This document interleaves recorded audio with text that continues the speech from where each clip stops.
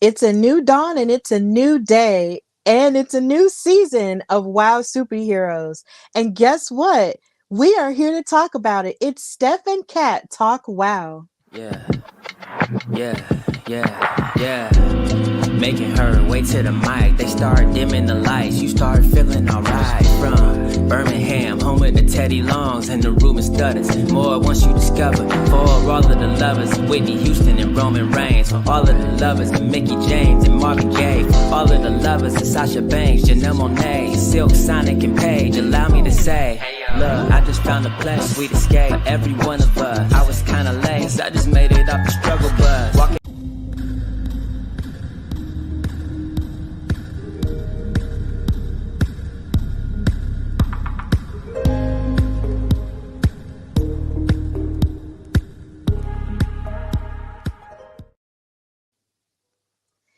Hey, y'all. Welcome to the very first episode of Steph and Kat Talk WoW.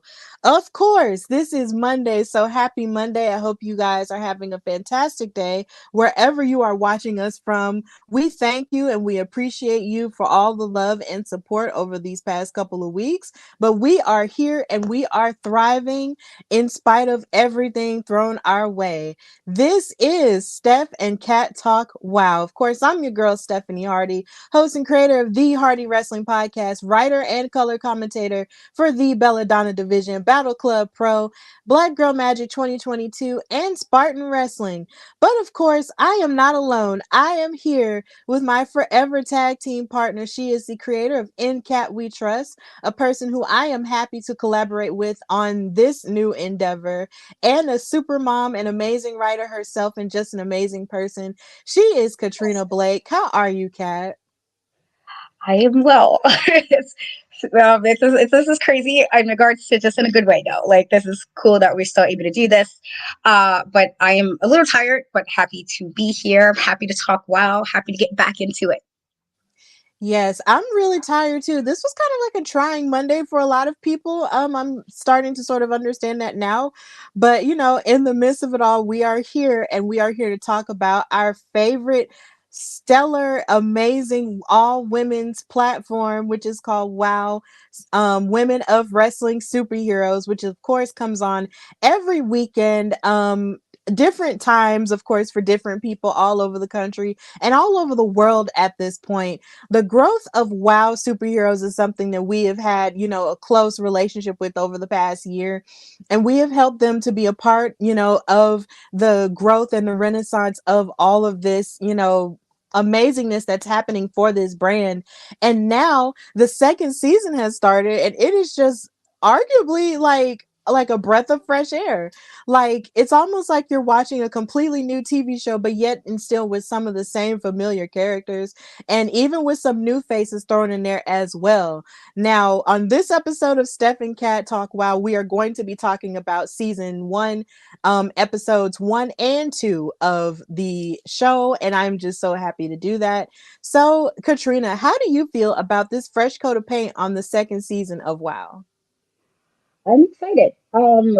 We was kind of like trying to figure out where we were going to go with some of the stuff at the end with the championship matches, and specifically the Tonga Twins winning the titles, with Penelope winning, but then the Beast coming back. And we've been wondering what the Beast was what happened with the Beast since last season. And a good chunk of last season, we was wondering what happened to her, and who else was going to make their way to get that title, what other tag teams are going to kind of stand tall going towards this. And I felt like these two episodes gave that, where it was like, okay, you kind of see what they're, keeping up to what we got from season one, but obviously they're still doing something different. And AJ Lee's not there. Excuse me, AJ Mendez is not there. Excuse me. And so that's, different from season one. But we also got a debut, which was pretty cool. And so I'm like, okay, I'm looking forward to what else we're going to get for this season. Yes, like there's definitely the amazing continuation of so many different stories from the first season of WoW Superheroes, like you mentioned, with the Beast, being out of commission for a lot of the first season, which, was really sad because when you think about the season, how it started with the Beast being the champion, with this new iteration of WoW. And then for her to be taken out so callously and so sadly, it was just like, dang, like how is WoW going to move forward?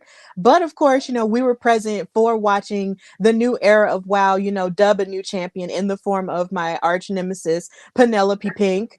And, she's holding on to that title for dear life. Along with the Fab Four, still trying to maintain whatever dominance they have at this point, even though Miami Sweet Heat aren't the champions anymore. But yeah, like it is just absolutely, enthralling to see the growth of this show and how it's just continued to just blossom in front of our eyes and just become more and more beautiful. Now, of course, if you are watching on either one of our live platforms, that's on the Hardy Wrestling Podcast and on Incat We Trust, feel free to go off in the comments and chime off on any parts of WoW that you have liked, whether it's in the past or in the present, and what you want to see in its future. And of course, if you want to just chime in and say hi, feel free to do that. If you're watching on any one of our live platforms, thank you so much. And of course, when this becomes available later, you can listen to and watch it later. So yeah, the season two premiere of WoW was pretty amazing in the sense that it started with a whole new little intro showing all of the stars that we've come to know and love on WoW. It was really beautiful. And I was just like, okay, this really does feel like a new leaf that we're turning here. And then, of course, we get a promo from the Beast who came out and said how happy she was to be back in the fold of WoW and stuff since her injury, and just how she came back to put all of her blood, sweat, and tears into, becoming the WoW World Champion again. Because of course she did not lose that title. She had to give it up due to injury from being attacked by the mystery assailant, who we have yet to identify at this point. But hopefully in this season we will. She came back and she really is ready to get it cracking up against Penelope Pink or whoever she has to get it cracking against. And she said that she's still the baddest, she's still the biggest, and she is back for what's hers. And this would not be the last time we would see her in this first episode. So, Katrina, how did you feel about the return of the Beast and what she had to say? Well, I was so excited. We've been wanting her to come back for a minute. I hope we are gonna get, like, it'll be revealed who was the person who did what they did to her, because we don't know yet. We just know that she didn't lose the belt. She had to, get rid of, or rather, give it back because she couldn't go anymore. And then when she was on her way back, somebody was like, let's keep her out a little bit longer. And so I'm hoping that we can get some revelation of who was the person who did it. But I'm excited to see her because, again, she didn't lose. And we knew she was probably one of the most dominant women on the roster. And I'm sure there's other stuff, other women who kind of came in between then that's kind of wanting that spot as well. And so I'm excited, but I don't think the Beast is going to, like, you know, take starting from the bottom in this regard. I don't think she should, honestly. I think it should be just kind of there for her, considering everything that, happened with her losing it, not because she lost it in a match, it was because she had to give it up. Yeah, it's really interesting that you brought that up, in thinking about what recently happened, coming up this weekend and the announcement that was made regarding the WoW World title. But you do have an excellent point in the fact that the Beast really shouldn't have to, go to the back of the line and work her way back up, because she did, have to give up the title. And ever since then, there's just been a litany of talented girls, who want to challenge for the title and have challenged for it to no avail, due to the fabulous pink and black wall that is the Fab Four. And it's just like you wonder, like, how is the Beast really gonna have like a strategy going up against these girls? But she is bound and determined to get it back. And I was just really glad to see her, because it's almost like when you think of WoW, you definitely think of the Beast. And she is definitely one of the main faces of WoW. So I am so happy to see her in this season. And like I said, in this recap, we will be talking more about her towards the end. Now, something else interesting that did happen on this episode of WoW was the fact that they showed well, not really backstage, but outside of the WoW arena, they showed Sophia Lopez, the world's greatest attorney, and the fabulous Lana Star of the Fab Four coming out of an escalator together. Not an escalator, but an escalade together, forgive me.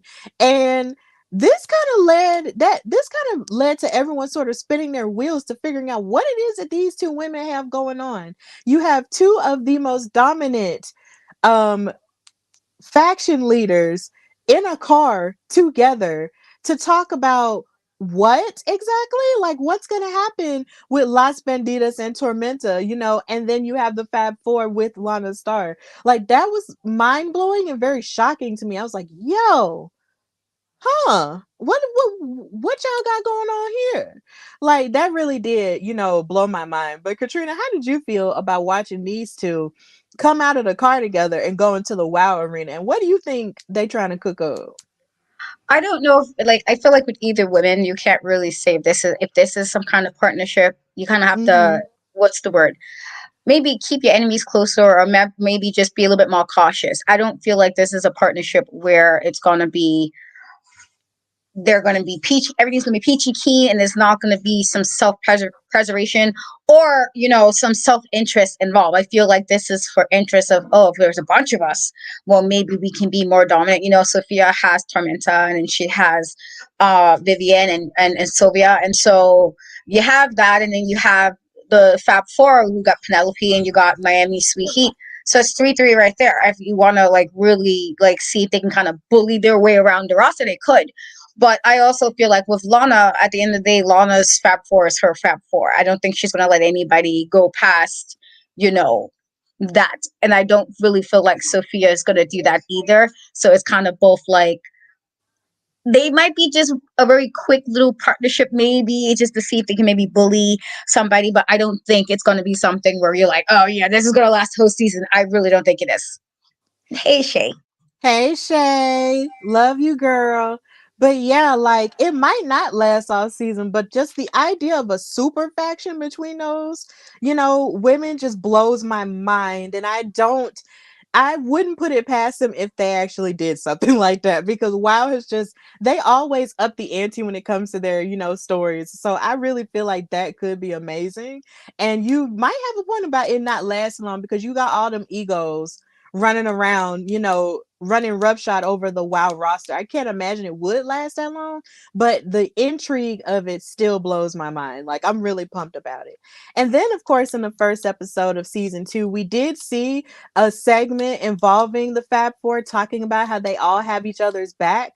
But then Penelope went on to say behind their back that everybody has my back. Like, clearly, she is still looking out for herself, even as she's a part of this sisterhood, as Lana Star called it.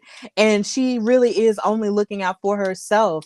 And it's really funny the power dynamic that Penelope Pink has at this point in the Fab Four, considering she is the only one holding gold now that the Miami Sweet Heat tag team are no longer the champions.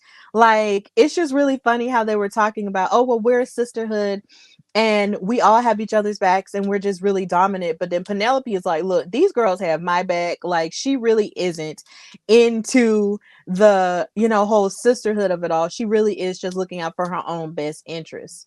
So nothing has truly changed about Penelope Pink since the last time we saw her in season 1. She is still the same OG that we knew her as in season 1, and now she's carrying it into season 2, but just with an even bigger head. Yeah, we are keeping the same energy here, folks. Um we really are. So after that, we finally get to our first match, which was, of course, between the returning Adriana Gambino, and she was going up against Jennifer Flores, of course, Gen Z. And of course, with all of the new decorations and everything else that was going on with WoW, you had Lauren Hunkley, who was doing ring announcing, and she had on this elegant sparkly gold gown, and she just looked amazing. And then on top of that, you had more of the sound, playing their theme songs and everything. You could hear it a lot clearer than you probably could have in earlier seasons. And I was just like, okay, they really are turning up the production value in this. And I was really excited to see Adriana Gambino because she was one of our earlier favorites. Like, she really was, someone that we had our eye on, when she was tag teaming with Gigi Gianni, because they sort of had the same vibe going on with the Italian thing. But then somehow or another, Adriana Gambino actually had to go handle some family business, as they said on commentary in this episode, and we really didn't see her anymore after that. But now here she is going up against somebody as talented as Jennifer Flores. And of course, they did big up AJ Mendez because Adriana Gambino is from New Jersey and AJ is a Jersey girl. So they did give her props and talk about how much they missed her because she has gone on to do bigger things in terms of filming TV shows and filming movies and other things. So we do wish AJ Mendez the very best in her career. But yeah, Adriana Gambino and Jennifer Flores had an amazing match. Something that I loved seeing a lot of in this match was the fact that Adriana Gambino kept fighting, and we saw a lot of her arsenal that it seems like it's gotten sharper since the last time we've seen her wrestle. Like, she's gotten tougher, way more aggressive, and definitely utilizing those long legs of hers in the ring. Like, she kept hitting big boots to Jennifer Flores in her face and kept choking her out with her boot and everything in the ring corner and all that. And I was just like, Jesus Christ. And she was just using a lot of her flexibility in this match in order to get the upper hand onto Jennifer. But Jennifer, being the resilient warrior that she is, she kept fighting out of a lot of things, just kept being, as impressive as we know her to be. And Jennifer just kept trying to fight to the best of her ability. But Adriana Gambino had a point to prove since we hadn't seen her in forever. And ultimately, Adriana won with her special move called the Chef's Kiss. And it was really impressive. So after that point, she won the match and Jennifer Flores had to be carried out of the ring. And Adriana actually cut a promo after the match and said that, and basically told the WoW universe, oh, you thought you could get rid of me because I was handling family business? No, I came back here and I was waiting for this specific moment to prove that I am, that girl. And so Adriana Gambino came back and won in a big way. Big ups to J Flo for still, fighting back as best as she knew how to. But Adriana Gambino is back. And yeah, it was good to see her. So Katrina, how did you feel about the performance of Adriana Gambino up against Jennifer Flores? I thought it was a nice return back. We were saying for a bit, like, even though I always have my jokes about Jersey, and it's just because I'm a New Yorker and this is what we do. Um, we got to talk some. We just got to talk shit about New Jersey because that's what we New Yorkers do. But outside of that, we always, even with her attitude kind of being the way it was, we always said that she was a really good wrestler, but we didn't really see her. Sometimes like she was there and then she wasn't there, and then she was gone for an extended period of time. And so it was really nice that the very first matchup in the new season was seeing her. And I think, if anything, if you kind of forgot who she was or if you kind of forgot what she can do, I love Jen. But this was one of those things that's just like, sorry, Jen, this is more her kind of reintroducing herself, either to the regular audience or to new viewers, and letting people know, like, okay, I was gone for a little bit, but I'm still that girl kind of vibes. And so I thought it was a nice display of, and it reminded me of, like, this is why we, like, appreciate it. Even though she did little, some stuff that was like, oh no, sis. I appreciated her skill set, and I think she really showcased that, and what she can do. And, I don't know if they're going to put her in the tag team again or they're going to keep her solo, but I'm looking forward to see, hopefully she's here this season and it's not what happened. I know they said it was family business, and, I get it. Shit happens. But hopefully we get to see more of her, going forward in the season. And it's not so much like she's just kind of MIA for a little bit, because I do think she can wrestle. And it's always nice, again, to see the different dynamics. And while WoW's usually pretty well of switching off who we see per week, it's always like, oh, I remember this person. Let's see what they're doing. And so it was kind of nice to see her still being what she is. And I think just reintroducing people who might have forgot what she can do in the ring. Yeah, I honestly feel that at this rate, she would be better as a solo star, like because it's like we mentioned before in the first season, like her and Gigi Gianni were a tag team, but it's just like with the way that Gigi and Adriana are just separate from each other now, I would almost venture to think that they would just keep them separate from each other because Gigi has her own personality and her own stuff going on, which we will get into later. But then you also have Adriana who's come back, as she said, bigger, stronger, and saucier. Like she came back and she just was just impressive throughout this match, hitting splits and a kick slam to Jennifer Flores. Like she really was out here being like her regular, like not even just her regular, but a stronger heelish version of herself.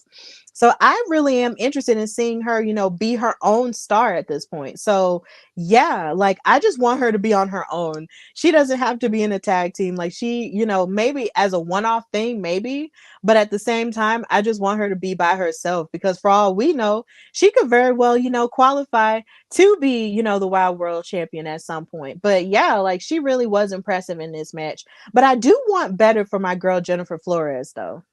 Like we've seen her lose quite a lot. And I feel like for someone as prolific as she is inside and outside of WoW, to have been as accomplished as she is and to be as young as she shouldn't just be on the receiving end of losses all of the time. Like I truly want, Jennifer Flores to have a breakout moment, and she has the personality for it. Like, of course, anytime Adriana Gambino was trying to wear her down, she would always, bounce back somehow. So I want her to have her moment in the sun as well. But it was just Adriana Gambino's time. So big ups to Adriana for the win in this match, and hopefully we'll see more of her in the future. So match number 2, which took place on the season 2 premiere of WoW, was between Tormenta, who of course came to the ring with Sophia Lopez, the world's greatest attorney, who we did see, up against Fury, a heavy metal sister. But this heavy metal sister came out on her own. There was no Razor and there was no Mesmeriah. It was just Fury. And this was unexpected because of course when they made this announcement, I was just like, oh, okay, so Fury's gonna, strike on her own and fight Tormenta. Like I wasn't expecting that because of course Tormenta is a very accomplished wrestler in her own right, of course, having a storied career in Mexico that's still of course going on now, and then of course she's here in WoW. But then you have Fury, who outside of being a heavy metal sister, my apologies, I had never really seen wrestle that much. Of course, if you have, feel free to chime in, feel free to educate us a bit because, we like to learn. But seeing Fury step up to Tormenta in the way that she did was really, inspiring to a degree. Like she really can, get down on her own without, the assistance of her heavy metal sisters. Now, of course, Tormenta, and her were just pushing each other back and forth, and then Tormenta was actually mocking Fury and her head banging, because of course that's the rock and roll lifestyle. And then Fury went for a couple of clotheslines, but then Tormenta wound up, countering it and covering her for a 2 count. Fury, just kept trying to fight back, but of course you have Tormenta with those double knees that she likes to hit onto her opponents from the top rope or even sometimes just from the mat because she's just that good. But then you have Fury, who kept fighting out of the various submissions that Tormenta had her in, and she kept fighting back with chops and punches and clubbing blows and everything. And as you can see in this picture, she actually held her own in that submission by her neck.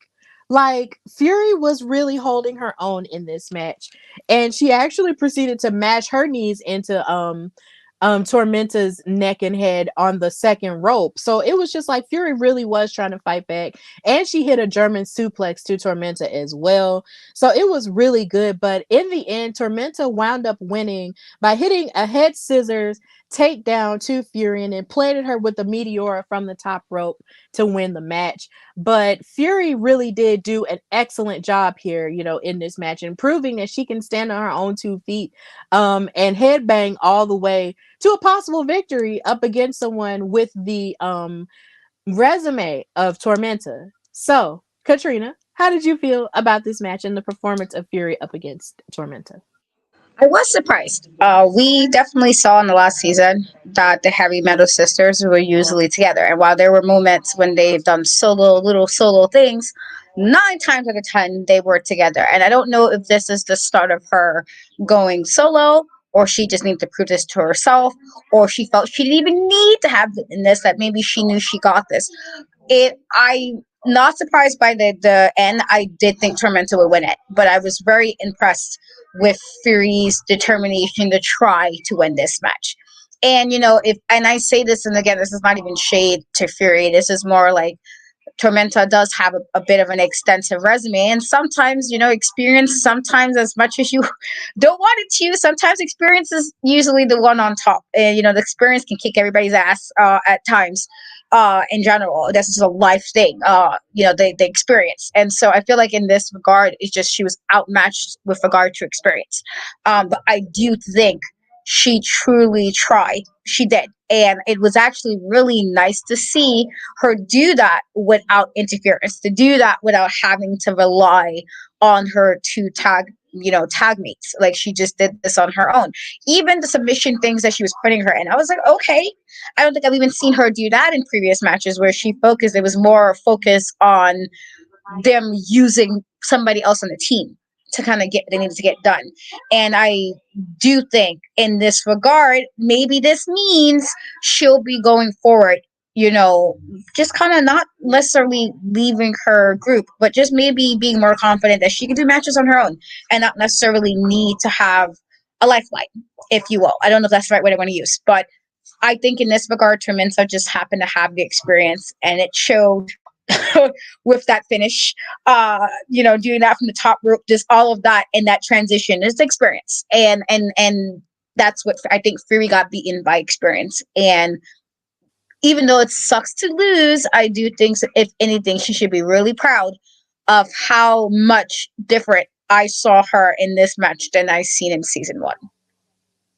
Absolutely. It's so funny. You mentioned a lifeline and it made me think of Who Wants to Be a Millionaire. And that's the exact right word for it, a lifeline. Normally on my show, I call it an X factor because I was just talking about Trick Williams and Carmelo Hayes on my last episode where I was talking about Carmelo versus Ricochet from last year. And I call it an X factor. But a lifeline is the perfect word for that. That's exactly what the Heavy Metal Sisters were, for each other collectively. Anytime they were in the ring, they would always, sort of utilize them whenever stuff got hard, for them in ring and sort of just utilize the whole distraction tactics to gain the upper hand on their opponents. So a lifeline is the exact right word.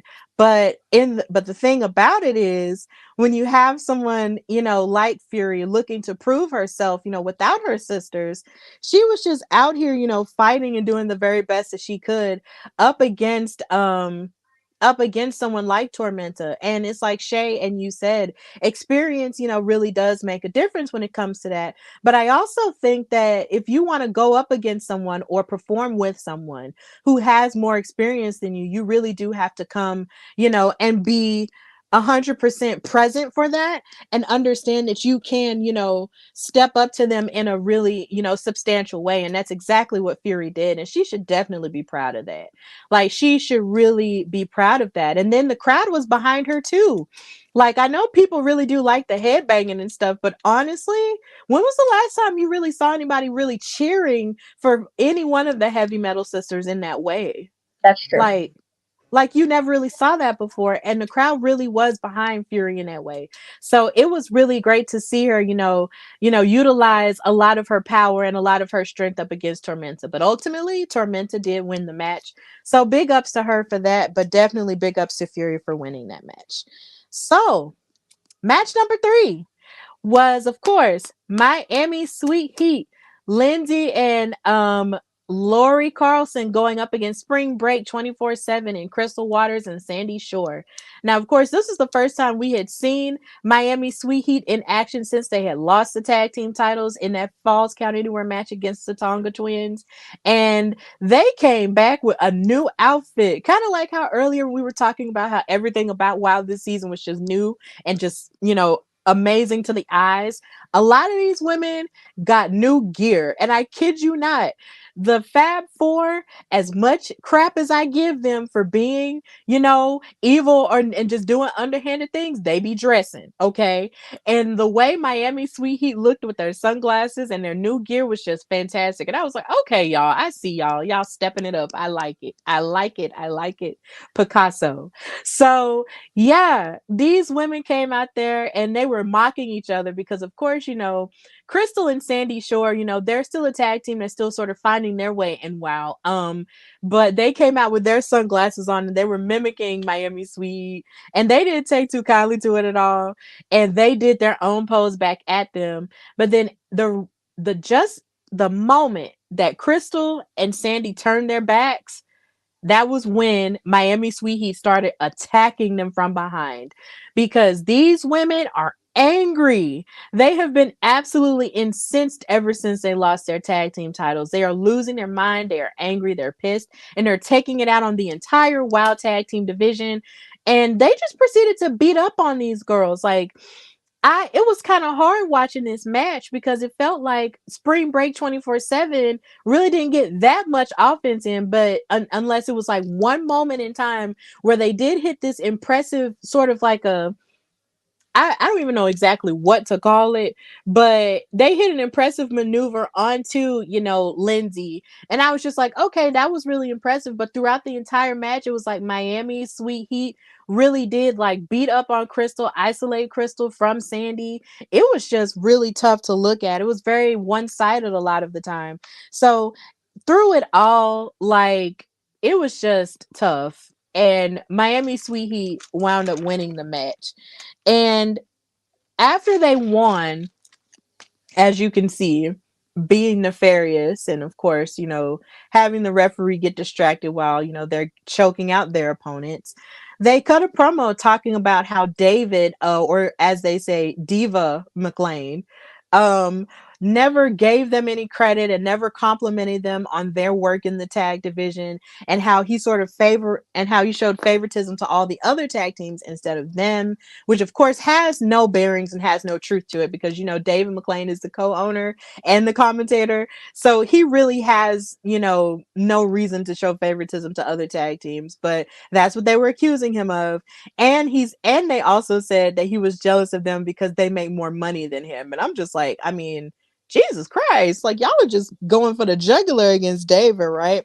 So it was just really tough. They kept, talking about how the people in the audience were just jealous that they're from Miami, which is the real Magic City, which here again, it is not.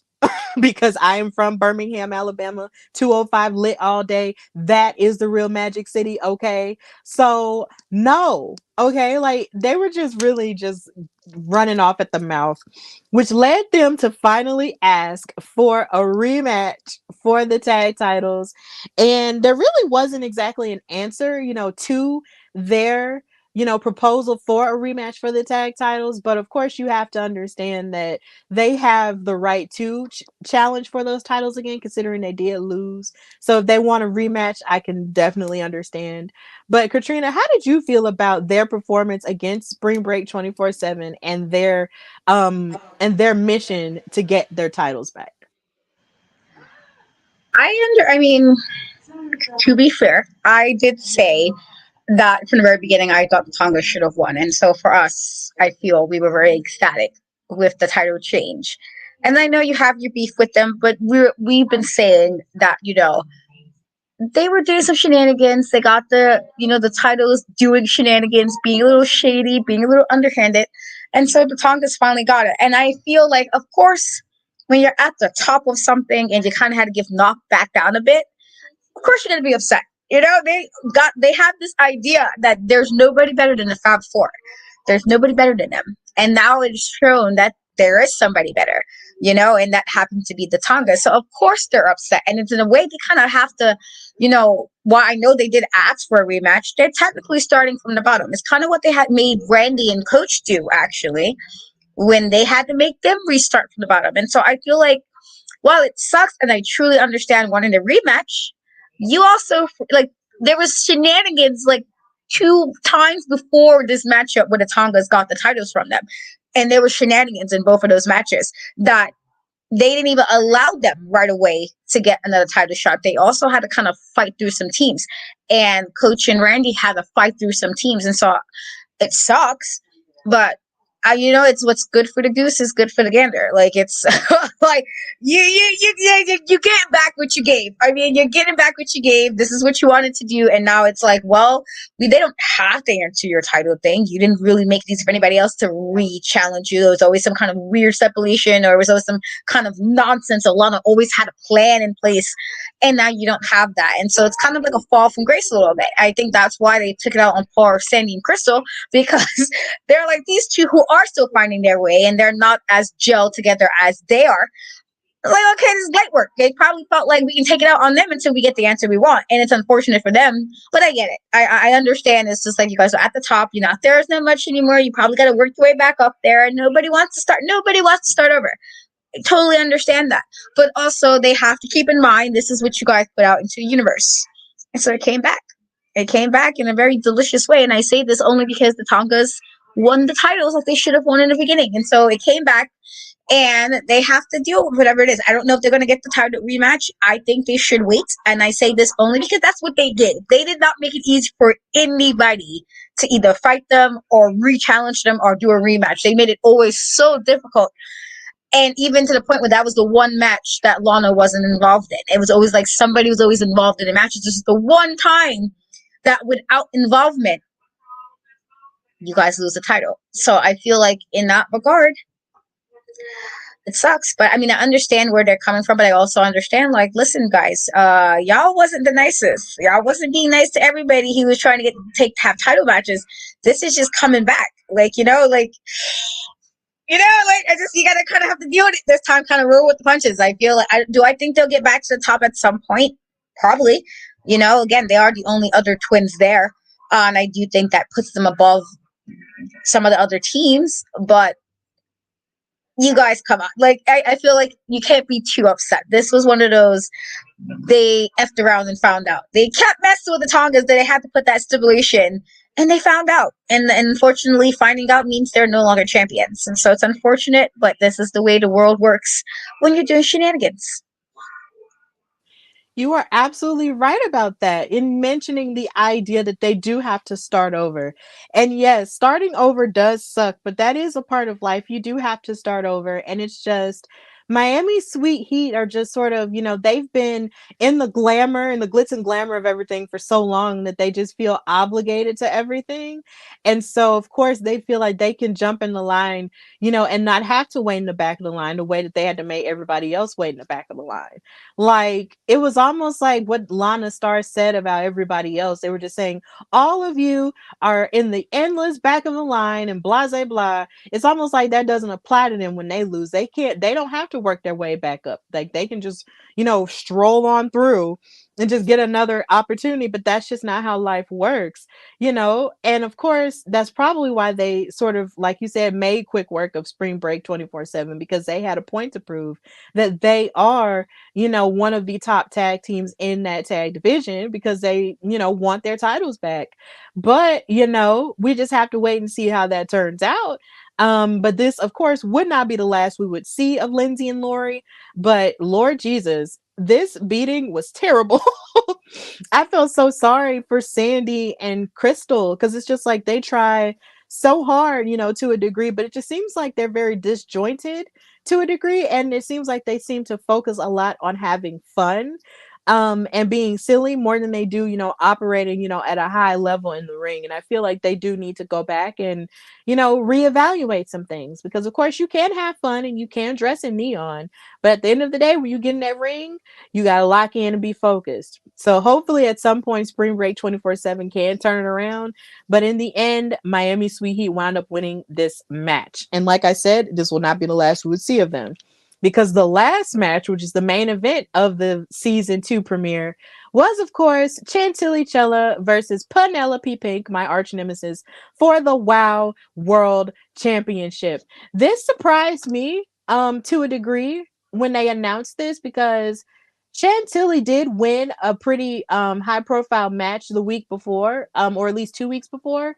And the idea that she was gonna get an opportunity for a title, I was like, okay, that's pretty cool. She deserves that, So this happened and I was just like, okay, this is great. I felt like this match was gonna eat down because you have both of their differing abilities, in ring when it comes to that. But of course, when Penelope Pink comes out, she has to have an army. And of course, she came out with Lana Starr and Vicky Lynn McCoy.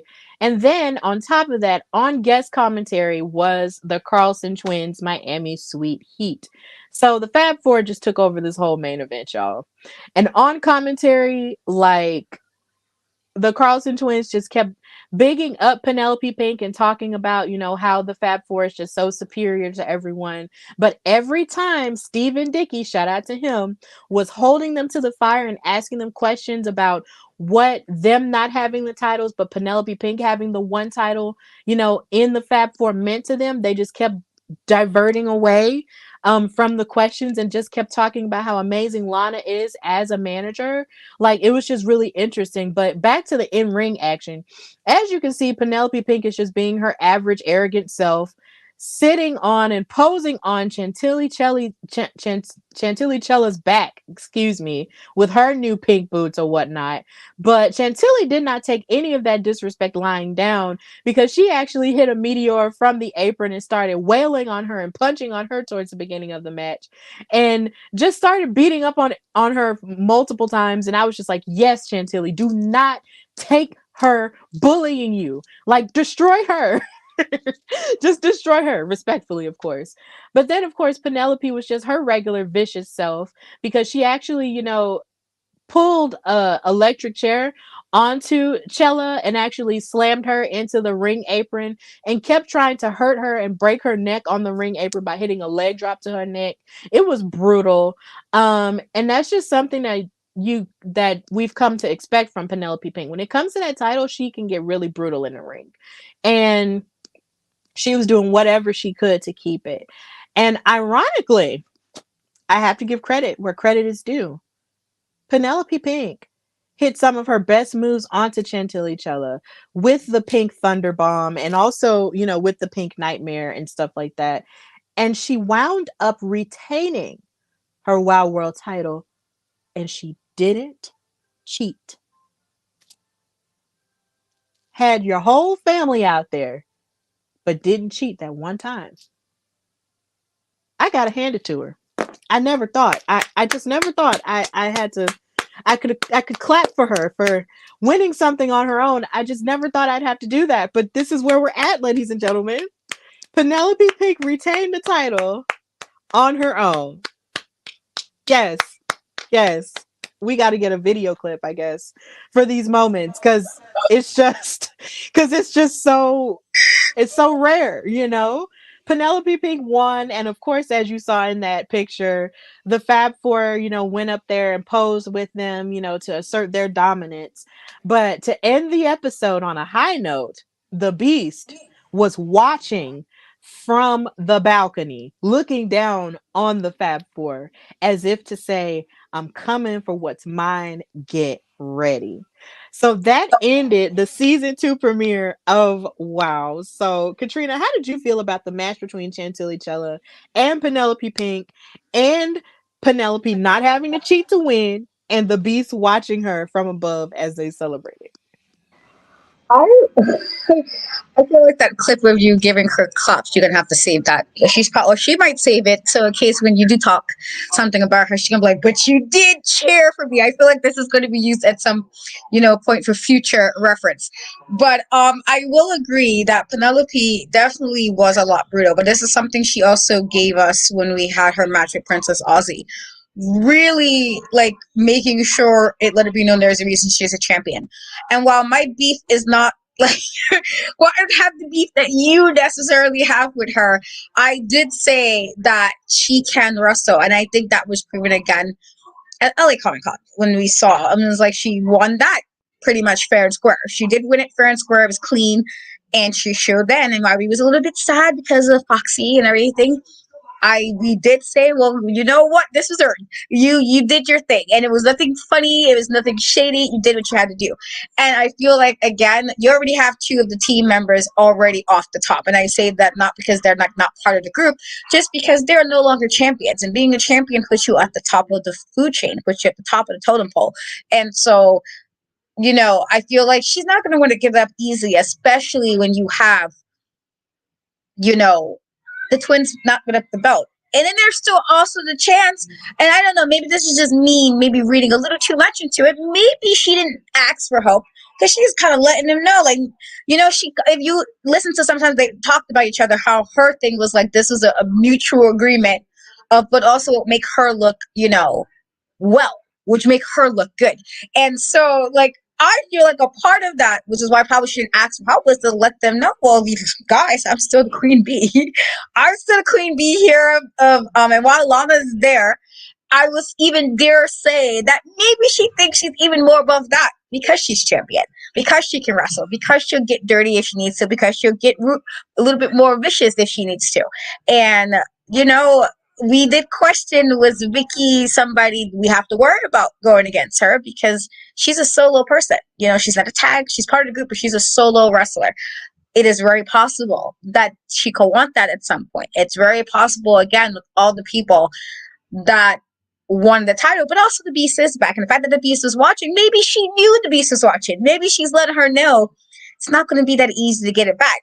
And I feel like all of those things, going forward is why she was probably like that. I feel like if she plans on keeping it, she probably needs to kind of stick to that, being a little bit more vicious and maybe not letting her guard down, because you do have the Beast coming. But there's also quite a few of the other ladies who have made it very known in season 1 that they wanted that belt. And people are coming for her. I think that's something that she's kind of having in the back of her mind every time she has to defend that belt. Yeah, like Penelope really does have to keep her head on a swivel because everybody is coming for her, including the Beast. And when I think about the possibility of the Beast and Penelope Pink having a match, I just really want to believe that, of course, Penelope Pink will give her very best, but ultimately the Beast is just going to run over her. Like, I just really feel like ultimately the Beast is just going to run over her because you have that much power and agility.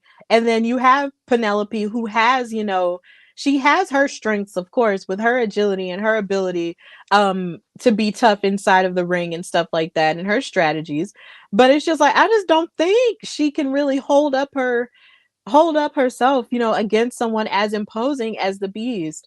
And honestly, now that I'm thinking about it, I do believe that it might be possible that Penelope Pink might have been the one to have injured the Beast. Like, I really feel that that really might have been the deal. Very And I possible. just feel like she really could have done that out of spite and could have ruined her just that way. So she could be available to win the title at LA Comic Con like she did.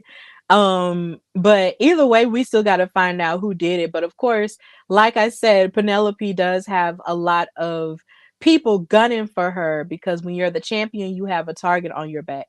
And I will say this, though, something that I am happy about is the fact that we are seeing Penelope Pink defend her title more and more on different episodes. Because one of the qualms that I had with her, which I did call her out on in one of my promos, if you checked it out, was the fact that Penelope Pink loves to call herself the best damn thing WoW has ever seen. But how can you be the best thing that WoW has ever seen when we don't even see you that much? This time, we are seeing her that much. And I'm glad about that. So, hey, we have a fighting champion finally. So that ended season 2 episode 1 of WoW Superheroes, which was a great episode and a great way to start this new season. And now, because we don't have any commercials to really show, we got to go into season 2 episode 2, which aired this weekend on WoW. And this episode was pretty fantastic. it opened, of course, with David McLean, the owner and commentator of WoW, introducing the Tonga Twins, the new tag team champions. And of course, we always love to see them and love to support them and whatever it is that they have going on, because like Katrina said earlier, they should have been the WoW tag team champions, because of course they won the titles on their own, and there was shenanigans thrown in with the Fab Four when it came to Miami Sweet Heat having the titles and keeping them. So this is well earned on the part of Chaos and Kona. But before David could even ask them how they felt about being the champions, they get interrupted by Sophia Lopez, the world's greatest attorney, and Las Bandidas, Vivian Rivera, and Sylvia Sanchez. Now, of course, she takes the microphone from David McLean and says that we are here to negotiate an opportunity, for Las Bandidas being the number one contenders to the tag team titles. And David McLean did not like that one bit, because he basically said that the reason why they are even in the title picture is because of the mother truckers getting locked up 2 weeks ago, due to their deal of her, paying their bail and getting them out of jail and saying that they would owe her. And because they didn't hold up their end of the bargain, because they didn't want to lay down for Las Bandidas, they still got locked up and thrown away in jail, which was really sad and pretty traumatic when you think about it. Because you didn't, like, why y'all gotta arrest them? Like, stop it. So yeah, Sylvia said, look, that was just their fault. But either way, my clients, Las Bandidas, still deserve the opportunity. To which Chaos and Kona responded and said, look, we don't care what it takes. We will fight you. Let's just make this easy. Let's go. And so they did some switcheroos, and the main event was scheduled as the Tonga Twins versus Las Bandidas for the Wild Tag Team titles. And so we will get to that as we go on with the rest of the show. So, the very first match that we had was, of course, Holidead versus Princess Aussie. My girl, Princess Aussie. We have a relationship on social media that I really, value and appreciate. So Princess Aussie has a special place in my heart at this point of my life, and I appreciate her so much. So yeah, this match was fantastic. Holiday came out, and of course, as David was making his way back to the commentary desk, Stephen Dickey was afraid for his life as Holiday made her entrance, and finally he was relieved to see David McLean come back to the table and be his moral support as Holiday came to the ring. And Princess Aussie bounced back out here, with her entrance and stuff. Of course, coming back to fight after, her losing efforts to win the WoW World Championship from Penelope Pink. And, she was just here to sort of bounce back and just be, her regular self, right? And this match was really fantastic. On the parts of both women. But I just want to talk about Holiday for a minute, because of course we are Black women and we got to give Black women their flowers while they can smell them. Usually we see Holiday come out with Siren the Voodoo Doll, and they usually, have their dark magic shenanigans going on. But Holiday in ring is a powerhouse. She is an absolute powerhouse. And in this match, she not only showed that she is just a powerhouse, she showed that she is a very methodical wrestler as well. Like, she is a great mat wrestler too, because the two impressive parts about Holiday's performance in this match was her submission work. She actually tried to break Princess Aussie with sort of like a backbreaker, and then she was actually taunting the crowd into doing the Aussie chant, and I was just like, girl, what the heck are you doing? Like, that was just so funny to me. And then she actually hit, like, in this picture, see, look at you, Katrina, that's why I love you. um she actually performed this amazing Spanish surfboard, or half Spanish surfboard as they called it on social media, onto Princess Aussie. And that was something I had never really seen before. And then she started kicking her in her back. That was something that Holiday kept doing. She kept targeting Princess Aussie's back a lot. And that was just really methodical on her part. And I just really enjoyed watching that from Holiday. Like, I want to see more of this from her, outside of, just her being in a tag team with Siren, the Voodoo Doll. This was amazing stuff from her. But of course, Princess Aussie being the resilient fighter she is, she fought back with a lot of her high flying moves. She hit like a couple of suicide dives, even though Holidead did catch her on the second one and slam her back into the ring with it. Like, she was just flying all over the place. And this is a beautiful shot of the frog splash that Princess Aussie hit onto Holidead after she hit her patented cutter from down under onto Holiday. She had to hit her with that twice in order, and the frog splash in order to win the match. So Princess Aussie won this match, but Holiday definitely earned more and more of my respect. She already had it because of course she's a black woman in wrestling, so I love her anyway. But watching her wrestle in a singles match like this was just fantastic. And of course, I can't wait to see what more she has in store. But Princess Aussie performed to the best of her ability and fought back and won. And after she won the match, she cut a promo. This is something that we're getting more of this season. We're getting more narrative in the WoW episodes, and I love it. I love it a lot. Princess Aussie got on the microphone and addressed David McLean and said, David, we got something to discuss. And shout out to Troy saying hi. Thank you for your good vibes. Um, Princess Aussie told David, look, I know you saw when Penelope Pink hit me in the head with the title belt and stole my opportunity to fight fairly for the Wild World title. And he told her that he didn't forget about it at all. And she basically laid down the gauntlet and said that she wants a rematch for the Wild World title. And he was definitely willing to give it to her. But of course, it wasn't going to happen on this episode of Wild because we already have the main event. But Princess Aussie said, look, it doesn't have to be tonight. It could be whenever, wherever, as long as I get my opportunity to take that belt off of her and I can walk out of this arena with the belt around my waist. And I said, see, that's why I love you, Princess Aussie. You and your confidence and the idea that you can give it and bring it in the ring is why I live for her. So, yes, Katrina, how did you feel about this match and the performance of both ladies and Princess Aussie, gunning for that rematch?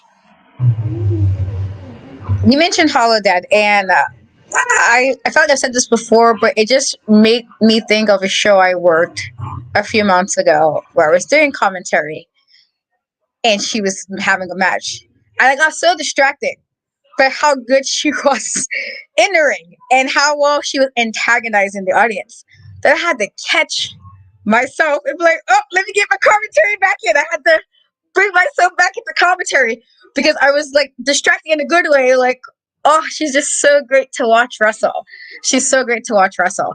And so to kind of see that in person, exactly that, you know, face painted, being aggressive, doing what she does best. It's just really nice that if you don't know who Holidead is and you're watching WoW, you kind of get what she is. And that is just like I love watching her wrestle. But let's bring it also because Princess Aussie has definitely have been nothing but supportive. As you mentioned on social media, she really had. I believe she shared this as well. So thank you, Princess Aussie, for that. But I feel like with the matchup with Penelope and Princess Aussie in the last season, she's been showing consistently what she can do, how what moves she has in her arsenal that she can kind of change it up. She needs to change it up if she needs to be more ground and pound, if she needs to be a little bit more high flying, she'll do it. And I think with somebody like Holidead, you kind of have to have that kind of stuff in your arsenal because of how Holidead is as a wrestler. And, you know, while she did not win the match ultimately, and we really wanted her to, and it was just unfortunate how it played out, I don't find it like it won't be a problem for her to get back up there, even if she gets the rematch right away, or if they make her wait a little bit. I feel like the only reason why Penelope kept it in that match was because there was some shenanigans happening. Like there was a little bit of distraction happening, and Penelope used it to her advantage. How would this play out if Penelope used no distractions? How would this play out if Penelope has nobody out there? Would it be a repeat of what happened with the Miami Sweet Heat with the Twins losing the titles because there's nobody there to distract? And I feel like, you know, again, my Penelope has to worry about the beast as well. Princess Aussie's not going anywhere. She's not going anywhere. And I feel like, again, Penelope unfortunately has, like, she has a red sign on her back. They're coming for her. And I think Princess Aussie was letting us, again, if you fail to see that, okay, she didn't necessarily get the target, get the belt like she wanted to in that first season in that matchup. She doesn't mean she won't get it. Doesn't mean it's not going to happen in the future. I think that's what she was doing it. And so with Holidead, I think it was smart. I think using that type of stuff to get her down was very smart on her part. But I don't think this is the end of her in the rematch. And then it'd be some. I feel like eventually in this season, that whole title picture is going to be a mess, and not like a bad mess, like a mess. Like there's so many pieces, and there's so many people who want this title, and there can only be one champion. And I feel like this is like we're seeing it already. Look what we was getting in the first episode. Chantilly lost. She fought. And then you see like Fury who's starting to go off on her own. And there was a little implication in the first season that she might have wanted to go solo and see what she can do by herself. So there's people coming. I feel like though this was a really fantastic match. It was a really good way to open up season episode 2. And I'm just looking forward to see what both ladies do because I'm a fan of both. Me too. Like they just did so well. It was just so great. And like you said, the title picture really is going to have a lot going on for it. And this is just a start. Like if you think about everything that happened last year with the world title picture, and then you think about how we're literally living in the same timeline, just in a different year.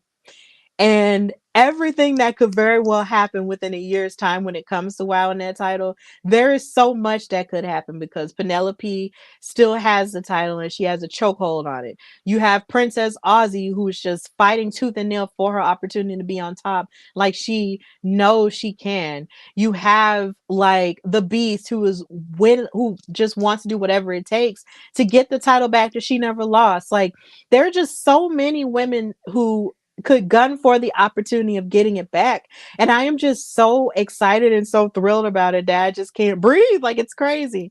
But yeah, like I just cannot wait to see, how this is gonna work. And then of course we did get an announcement that this weekend we will be having a world title match. I guess we can talk about it right now.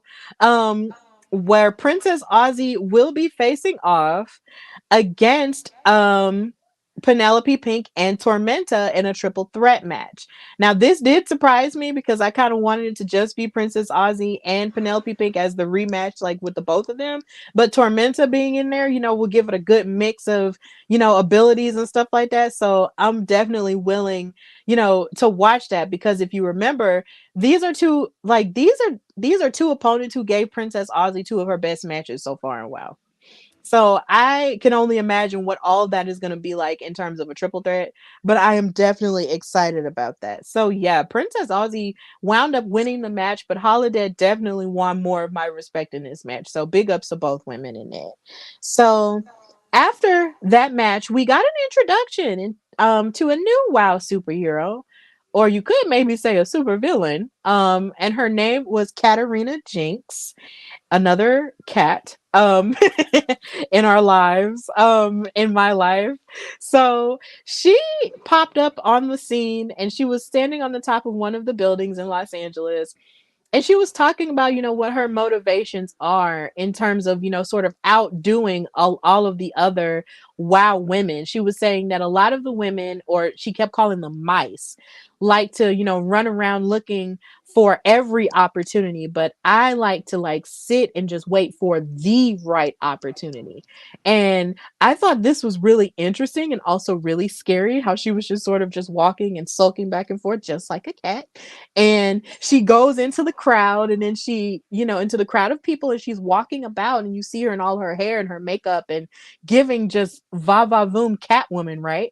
And so she basically says like she is going to be the one to watch all of these people, all of these mice, inside of her cage, and she is going to trap them and devour them. And then she holds her arm up, and you have cat eyes on her arm, and I'm just like, yo, this is some sick stuff.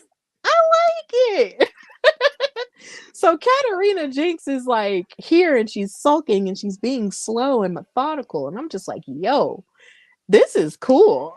I like this. I like this new superhero slash supervillain. Katrina, another cat. How do you feel about Katarina Jinx? I mean, I don't know, because sometimes cats get bad names. You get a bad name, and I don't. I mean, you said supervillain. I'm like, I'm getting the villain vibes as well, especially referring to everybody else as mice isn't really nice to say. But I do like, again, if you think of like Catwoman and you think in regards to just being a little bit more and like how movement is and everything else, it works. I can't say, I don't support all cats. And I say this with the utmost respect to people. I cannot respect all cats, even being a cat myself. Um, so we'll see how, going forward, how I feel about her going forward as far as if she's going to give us cats a good name. I don't know, no, because she's already kind of starting on a negative foot. But it was nice to see, like I said, new debut, which is always cool. Yeah, like it was just really just it was one of the coolest debuts I think they've done, so far when it comes to, newer people that we've seen. Like she really had herself fully defined in this promo and everything. So I was just like, I really like this. Like this is really cool and she's really slinky and I just love it. So okay, Katarina Jinx, we got you and we see you, right? And so as this match, prepares to happen, we see Princess Aussie backstage because here again, we're getting more narrative. Princess Aussie is backstage and she's running down the steps and she runs into her bestie, Kandi Krush, who was about to face off against the debuting Katarina Jinx.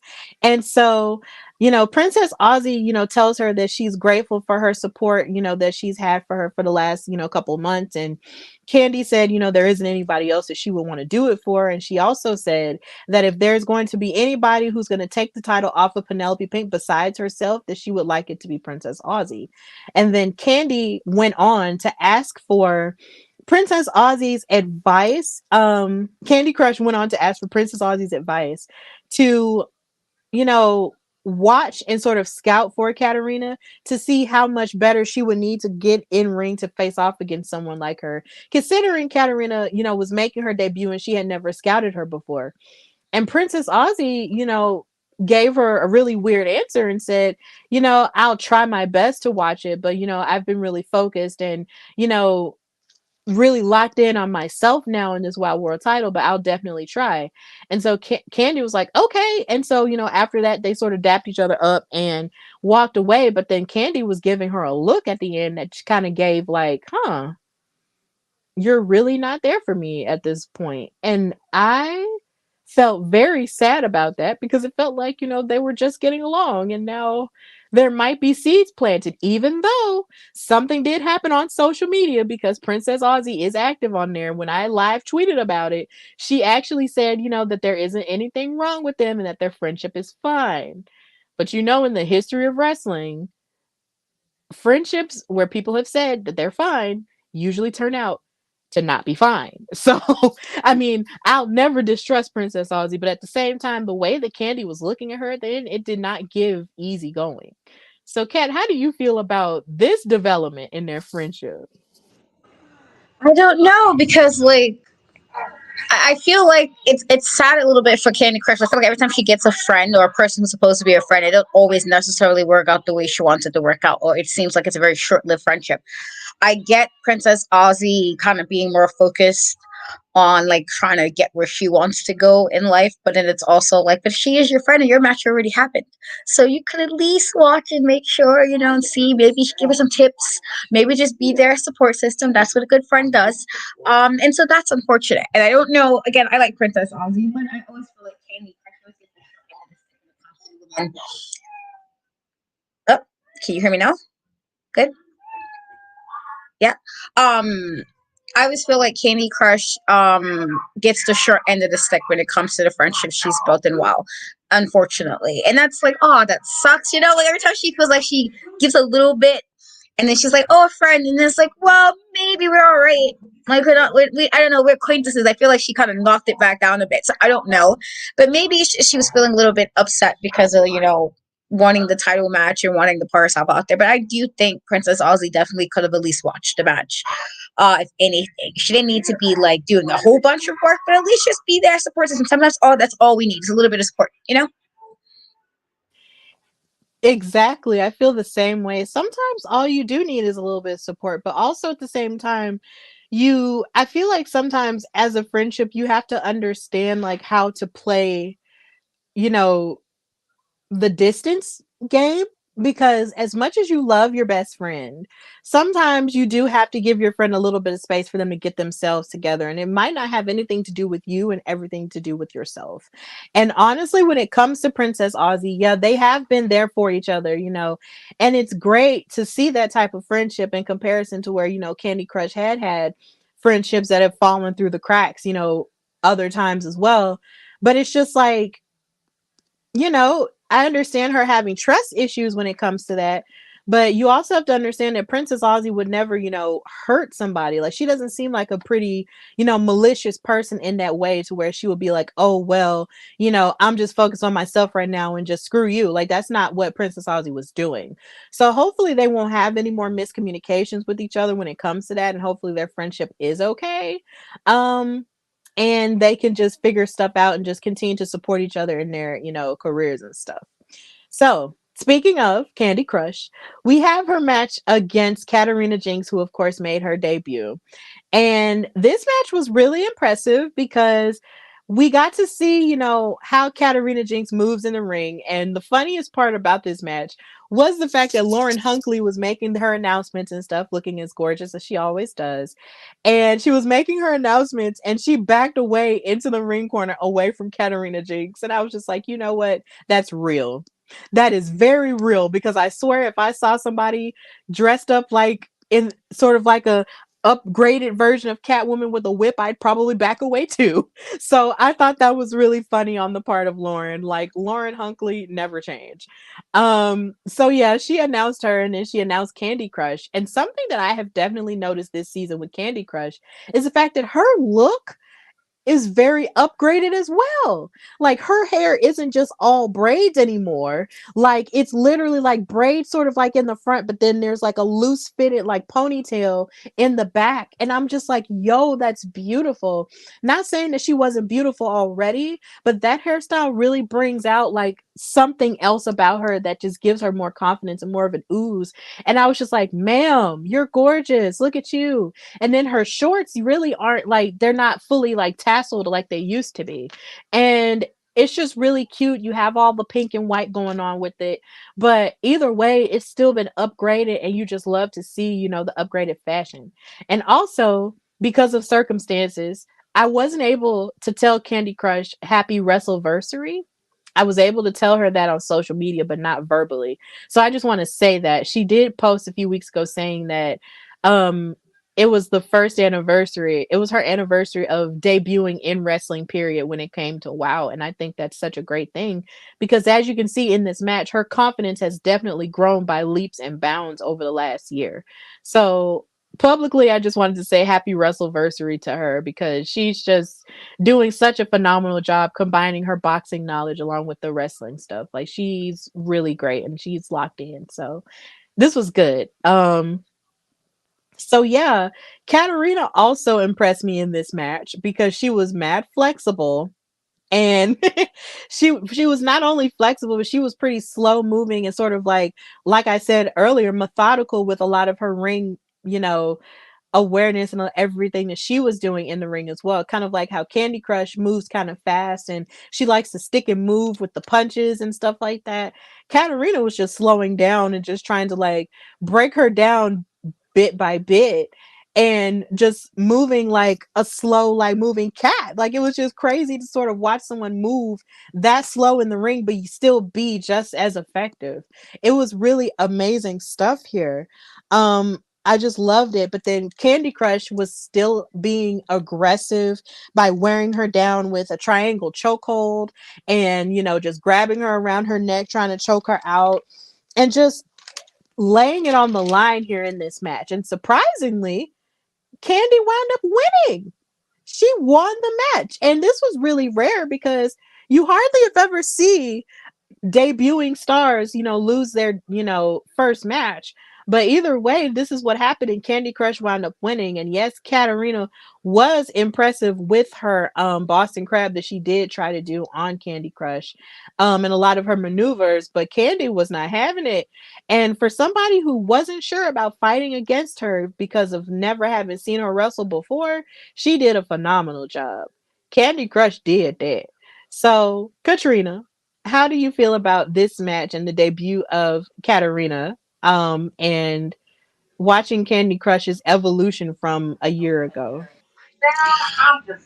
I think it was a good debut. Again, I really wasn't sure, what she was going to do in regards to her speech first, but I think they gave a good showing for a debut. And I was a little surprised about her debuting but not winning, which was a little bit, maybe that means with Kandi, they're moving her on upswing. Like she'll be in a better place going forward because we've had some questionable like with her like winning and then she's losing and we didn't really know what was going on. And so I was surprised, but I also think if anything, while Kandi did seem a little bit disappointed about Princess Aussie response, she still handled her business. And that speaks to, even though she wasn't as she didn't get to scout Katarina like she could have, she still won. And maybe that's speaking to her as in like maybe I'm not gonna let people do what they did to her, like they did to me in like the first season, and that's good on her because they did some stuff. There's some stuff going on with some of the stuff with Candy Crush, with the boxing gloves and the messing with her, and maybe she's just going in with a new space that even if you are new or even if you have something I'm not necessarily used to, I'm going to do my best. And in this regard, her best wind up helping her win. And so I do think it's good to see her growth in the ring, but I'm also interested to see what Katarina does because I was like, okay, I still don't know how I feel just yet, but okay, I'm watching kind of vibes. And so good match overall. Yeah, it was a good match overall. And while you were talking about, the evolution of Candy Crush and what she had been through, last year with the emotional manipulations that Holidead and Siren the Voodoo Doll and Angelica Dante, of course, were, playing with her. It's like she definitely has shown and proven and locked in that she can, you know, really prove herself in ring and get the job done. And like I said, she definitely has grown in her confidence. But in thinking about her interaction with Princess Aussie and how she said that if there was anybody else that she would want to win the title other than herself, it would be Princess Aussie. Do you think that she would be willing to possibly like fight Princess Aussie at some point? You know, in a friendly competition sort of thing to sort of prove, which one of us actually has the juice at this point? Like, do you see that happening? I could. They when they was working out, they kind of implied that they were both kind of competitive, and I feel like sometimes, while it's not always a good thing, there are a lot of times friends are competitive with each other. You think of the friend you playing the video game with, or the friend you playing the board game with, or the friend if people know what spades is, talk shit, play some spades, those kind of vibes.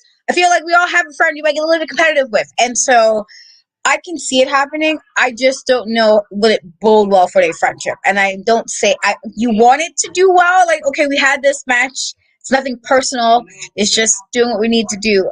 I'm hoping that if it gets to that point, that the friendship will last because I'm not sure. I feel like Princess Aussie's reaction doesn't give me the vibes that it might necessarily be a lasting friendship after this. But I wouldn't be surprised if we get it because both of them kind of wanted the same thing.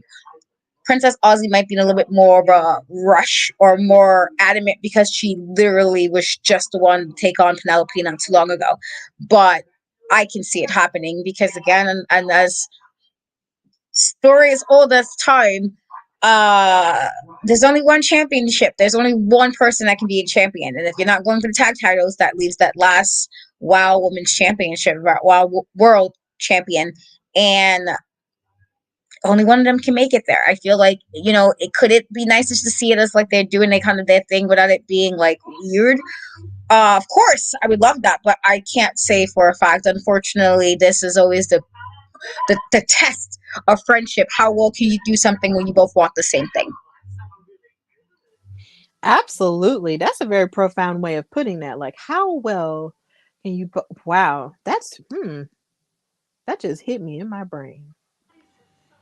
I mean, it's something I feel like, I don't, I mean, not that I've had that, but I've seen it with people I knew who just, you kind of want the same thing if your friends are strong enough to test that, especially when it's just literally one person. You can't have two people as the one champion. And so we'll see.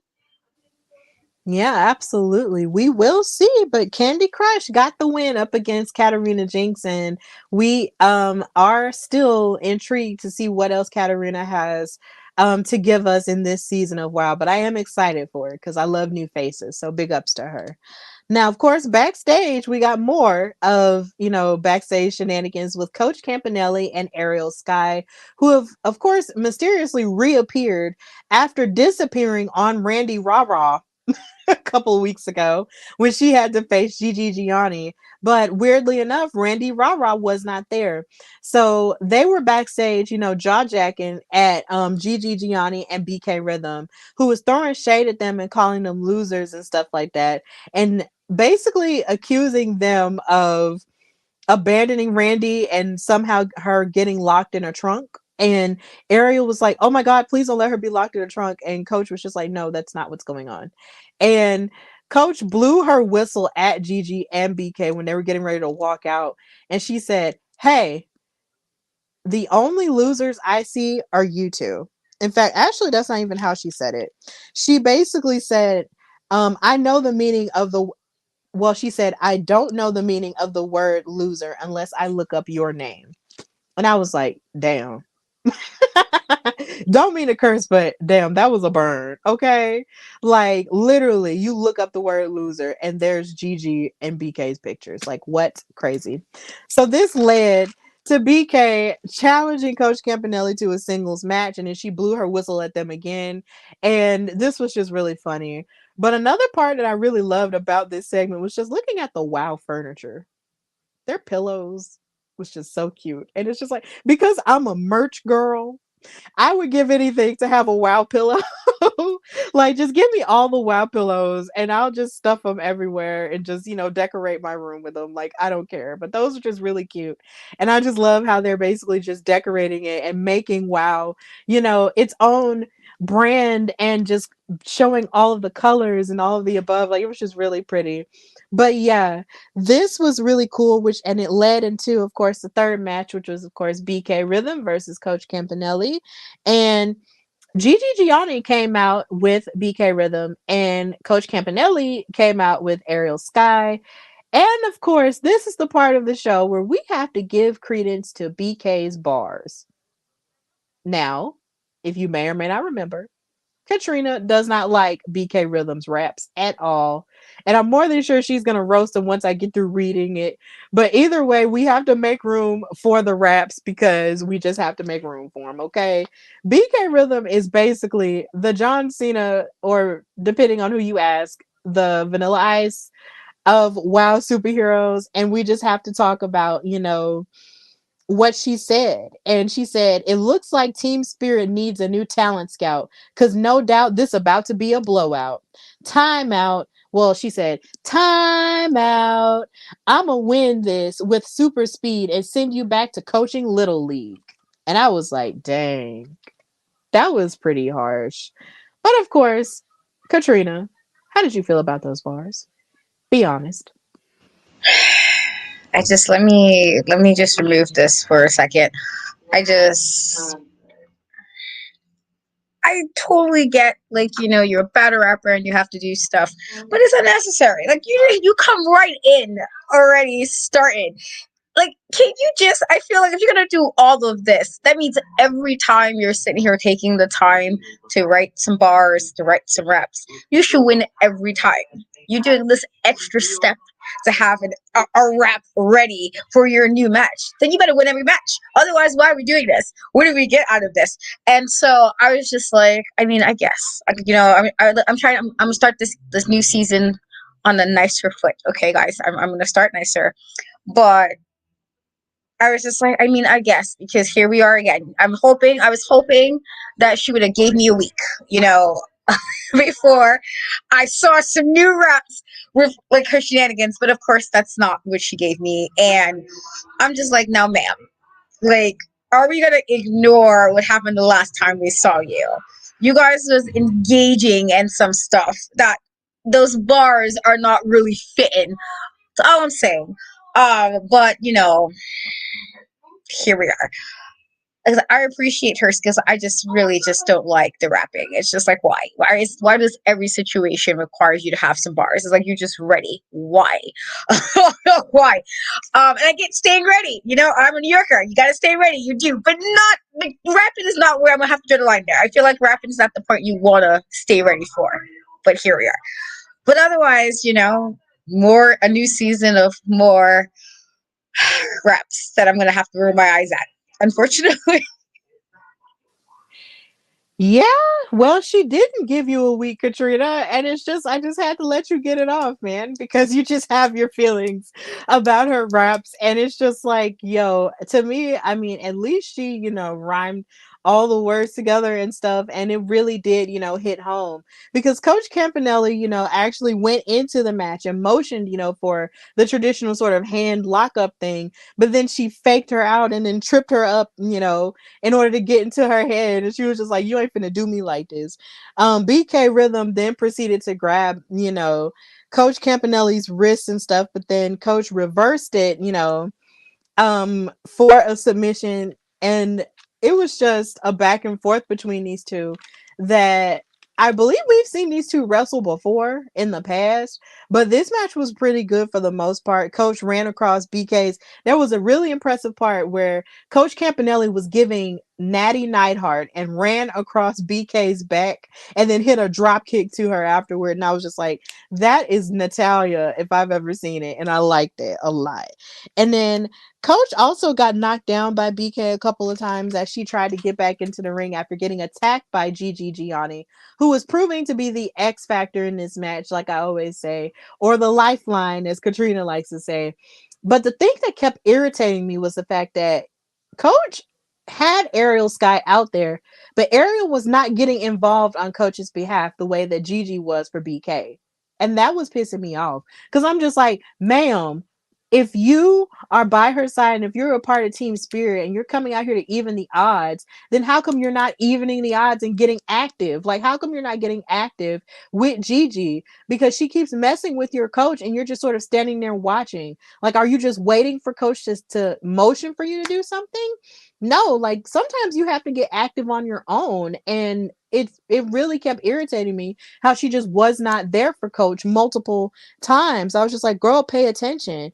And of course, throughout the match, BK actually mashed Coach's head with her thigh into the ropes, and Gigi was choking her out. Here again, getting involved. Coach Campanelli hit an elbow, but then BK actually gave an elbow and an Irish whip into a sidewalk slam for a 2 count, which was a really impressive combination of moves there. But Coach wound up getting the upper hand by hitting a step up enziguri onto BK Rhythm. And even though Gigi tried again to get involved, Coach Campanelli wound up reversing BK's move into the buzzer beater in order to win the match. So Coach wound up winning the match, but she didn't even get to celebrate that long because here again, Gigi and BK jumped her from behind, and Ariel Sky just so happened to get a phone call. And because it's been a minute, she got a phone call and was like, yo, what's going on? And she was mad distracted by the idea that somebody had called her phone. And then Coach took the phone from her when she rolled out of the ring to get refuge from BK and Gigi and said, why are you on your phone? And then that was the end of it. And I'm just like, Randy Rara would not have done this. I really feel like Randy would have been focused and would have actually tried to help her. But you're with Ariel now, and it's just like, Ariel, you're not getting active enough, and I'm gonna need for you to actually like do something about it. But either way, Coach Campanelli wound up winning the match. But I do wonder who did call Ariel though. So, Katrina, how did you feel about this match, and how did you feel about Gigi getting involved and Ariel not getting involved, and just her being overall distracted? I don't know if this is a way, like, if we remember what was said a few weeks ago in season 1 when they was talking about Coach knowing everything and kind of, why it seemed like Randy might have been like, I don't know. Ariel at the time seemed like she was taking in everything that coach was saying. She's a little bit younger, in regards to, she's a little bit newer to the squad, and maybe she just needs a little bit more what the vibes are for a group.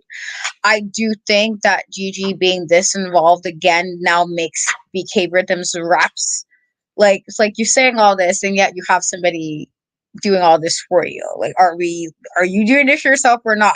Which defeats the purpose for me for her making up, the raps and stuff. Um, but even with that being said, considering Gigi was kind of interfering, the fact that Coach Campanelli again speaks to her in regards to how she's able to usually maneuver around things that's not necessarily the best type of situation and still kind of come out on top. But I do think there might need to be some discussion as far as why you keep getting one or the other not there. Like, what is going on? Why is it like one's always missing? Or what is it that the call will come in at that time? Why is your phone even with you at the ring is insane to me. Personally, I don't know who takes their phone to the ring if you're trying to like be there, because it's like your phone can easily be damaged. It just could be so many things that happen with a phone at the ring. So I'm a little surprised about that. But I guess we'll see going forward is what is the actual reason for it to be like not just distracted, but why it seems like every time something is going down, the team isn't where they're supposed to be. And I don't know if that's on purpose or if it's being set up that way to make coach feel like she's alone. I don't know. But I feel like hopefully we'll get some kind of answer to why that is. Yeah, I hope we do get an answer to that as well.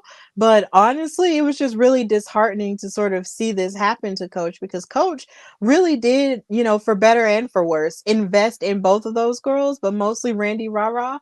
When it comes to, being a coach and everything, and they actually got like a level of glory together as tag team champions, for a short period of time. So you hate to see them not being on the same page, but it's easy to assume that they wouldn't, because of course Coach Campanelli really does act like she, is the brains behind everything and never really gives Ariel and Randy that much credit. And now it seems like to a degree, those chickens are coming home to roost, and it's just like really sad to see that. And it's just really crazy, and I just really hope that Ariel Sky, really would, put the spirit back in Team Spirit again and be there for Coach. But also Coach has to listen, to her students. And I've said this before, like she really does have to open her mind and listen to her students and not just think that she is just the end all be all just because she's the coach. But with that being said, a coach is nothing without her players, and Ariel was not being a player. She was not truly being a player. And hopefully we'll get to see more of what, is going to come of the whole Team Spirit collective at this point. But either way, Coach Campanelli wound up winning. But I'm more than sure that she has to, have sit down and have a come to Jesus moment with Ariel Sky. And hopefully we'll see Randy Rara again. But then if not, we just got to figure that out. But yeah, and of course, like I said earlier, they did announce that this coming weekend will be a major WOW World Championship match between Penelope Pink defending her title against Princess Aussie and Tormenta. So be on the lookout for that, and I'm pretty sure they will announce more matches in the next few days on their social media.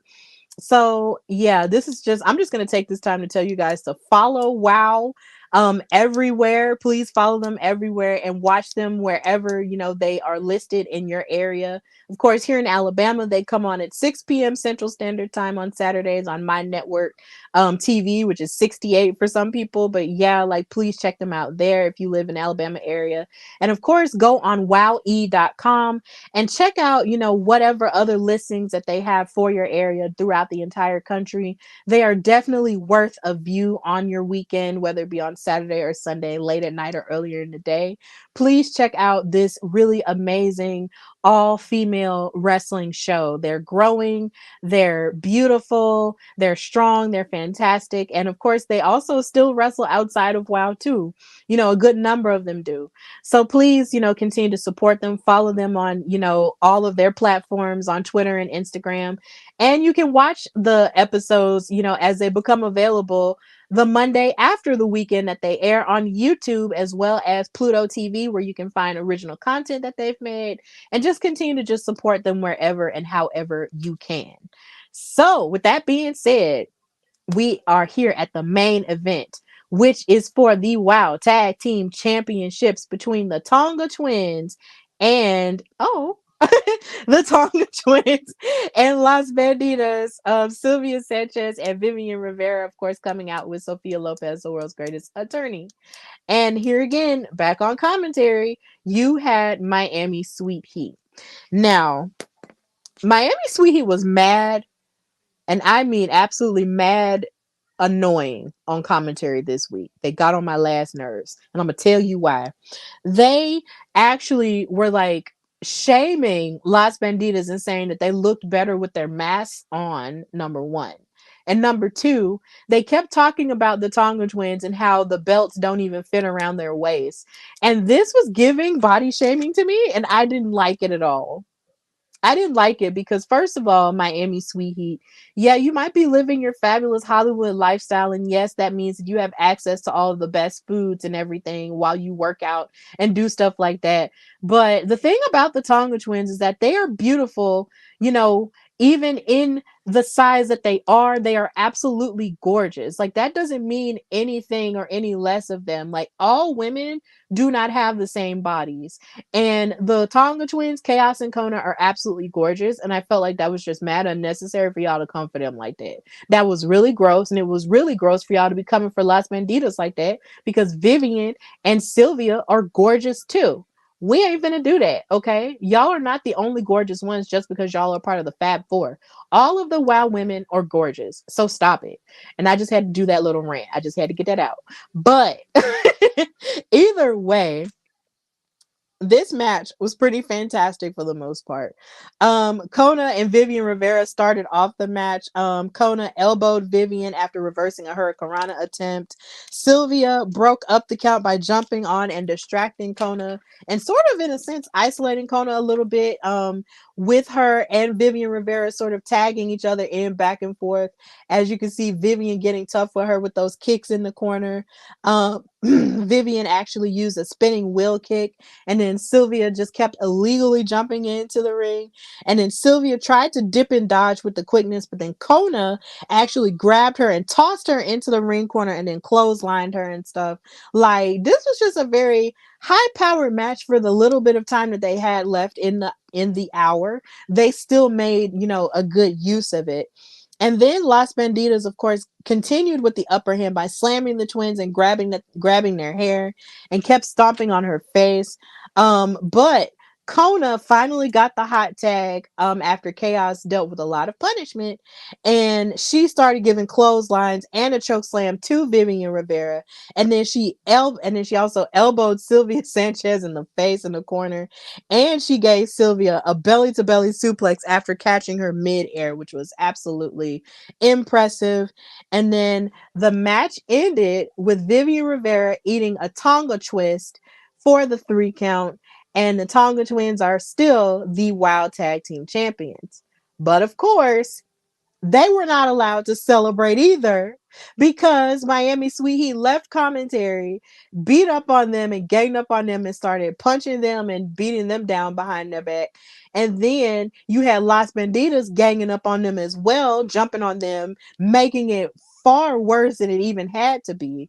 But surprisingly, the mother truckers, Holly Swag and Big Rig Betty, slid into the ring. Like, it was so impressive. The way Holly Swag slid up under the ring in order to get in there and join the fight along with the Tonga Twins was just like mad impressive. I was like, yo, she slid in there like a Power Ranger. I liked it. Shoo, it was cool. And they started beating up and evening the odds up against Las Banditas and Miami Sweet Heat. And it was just mayhem all around. And that is how season 2, episode 2 of WoW Superheroes ended. So, Katrina, how did you feel about this match? And how did you feel about, all of the mayhem that took place afterward?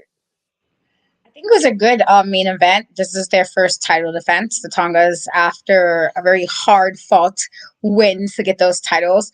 I was not surprised on Miami Sweet Heat. The fact that they were there, I don't even know why they were there. Like, you didn't need to be on commentary. You didn't need to say half the stuff that they were saying. It wasn't necessary.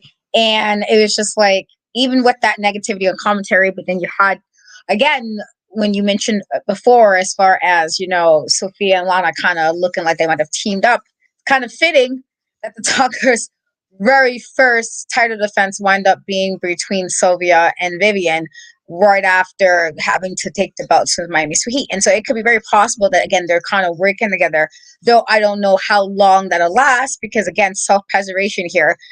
Everybody's going to probably be out for self. Everybody's going to be out for their own team. And so I don't think it'll last long, but I wasn't surprised by the ending being where they all kind of gone in there. I was surprised about the mother truckers only because they were in jail. And so I'm like, so you guys got like bail or something? Like, how do you guys already get out? And power to slide it in there and helping out. And I respect that. But I was kind of like, weren't you guys just in jail? Like, who bailed you guys out? How are you guys already out of the system, I guess? But otherwise, I thought it was a fantastic match. I thought at points Vivian and Sylvia, and I think that this is showing how they have grown as a team together from when they first started to how they are now. Because the fact that they were isolating, as they were for a good chunk of that match speaks so that they're clearly working better together. And they're clearly reading each other better. That they know, just let's kind of isolate them. Like eventually it didn't work out, and the Tongas wound up keeping the belts. But the fact that they had the insight to do it, it's like, the twins are stronger together. You get rid of one, it might be a little bit easier to take them the next one. So it was a smart move. Did it work? No. But I do think it was smart. I do think this was a very well done match. And I am interested to see how well this little random partnership, as is what it seemed like right now, is going to last between the Fab Four and the Las Bandidos. It's so funny, like you mentioned, of course, the partnership that we did mention in the season 2 premiere between Lana Star and Sophia Lopez. And while I was watching, I had completely forgot about that. And then when you look at the idea that of how easy it was for Miami Sweet Heat to come in and defend Las Bandidas in that way and jump on the Tonga Twins, who of course they still have beef with because they want their titles back. It's just really insane to think about, how deep this goes. But I can't wait to figure out, how deep it goes. But honestly, I just don't want it to wind up costing the Tonga Twins their titles when they just got them fair and square and had to fight tooth and nail in order to obtain them from Miami Sweet Heat, who was just using all types of dirty tactics to keep their titles. Even on commentary, they were using excuses saying, oh, well, they used chairs and they used all this to beat us. But mind you, Steve and Dickie had to tell them it was a falls count anywhere match. That means you can use anything. So it just feels like they're just still living in Delulu land and not understanding that, these women are the tag team champions. And if you really want to, get buck with them, then get buck with them. But they only have the courage to hit them from behind and not from the front. And that bothers me. But that's just how the Fab Four just works. They love to do underhanded stuff and it just never ends with them. They just have all kinds of puppet strings somehow, but somebody just needs to take some scissors and just cut it. Okay. Like I'm sick of it. But I'm really glad that the mother truckers did, get out of jail and help them, even though I'm more than sure they did not get the help of Sophia Lopez again, because Sophia was the main reason as to why they got locked up again in the first place. So I'm sure they probably got another lawyer to bail them out. But I was still happy to see them because I thought they was going to be in jail for a good little while. Thank God they're not. So the mother truckers are back, and this was just a crazy haphazard way to end WoW, but either way, it was still fun and giving us all the madness that we're used to. So that brings us to the end of our time together. Thank you guys so much for watching and showing us love for Steph and Kat Talk WoW. Like, I see a lot of people watching, sharing love emojis, like emojis, going crazy in the comments. Thank you guys so much for being with us on our premiere of this show, of this iteration of this show. Like, it's been crazy, but we have been trying, to press forward and be our best selves when it comes to this wrestling space. And I just can't think of a better person to do that with than Katrina. So, Katrina, thank you so much for doing this with me. And, telling me that this was a good idea. And just tell everybody where they can find and follow you. That is, if you don't have anything more to say to the people. I do, but I'm gonna say you can follow me on all social media in Cat We Trust, TikTok, Twitter, Instagram, and Threads. Easy three. And just kind of piggyback off what Steph said. It was a crazy 2 weeks. And some of you guys might have know what happened, some don't.